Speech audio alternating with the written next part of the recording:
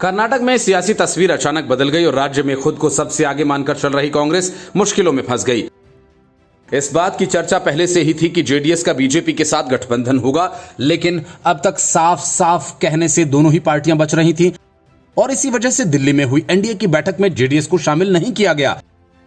लेकिन अब जेडीएस के कुमारस्वामी ने इस बात का ऐलान कर दिया कि उनकी पार्टी बीजेपी की सहयोगी बनेगी और कांग्रेस के खिलाफ मिलकर काम करेगी। कुमारस्वामी के इस ऐलान के बाद 26 पार्टियों का गठबंधन बनाकर खुशी से झूम रही कांग्रेस को तगड़ा झटका लगा है, जो मानकर चल रही थी कि कर्नाटक में उसे बड़ी जीत मिलेगी। लेकिन अब बीजेपी और जेडीएस के साथ आ जाने की वजह से कांग्रेस की उम्मीदों पर पानी फिर गया। पिछले कई दिनों से कर्नाटक में बीजेपी और जेडीएस के साथ आने की अटकलें लग रही थी। हालांकि जेडीएस सुप्रीमो और पूर्व प्रधानमंत्री एचडी देवेगौड़ा ने कहा था कि दोनों पार्टियों ने हाथ नहीं मिलाया।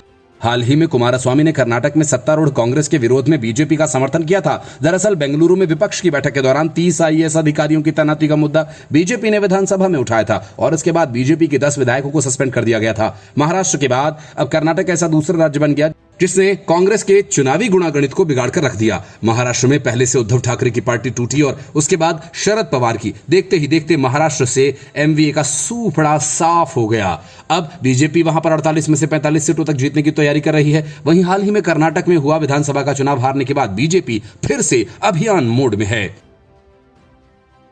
Bureau report, news of India.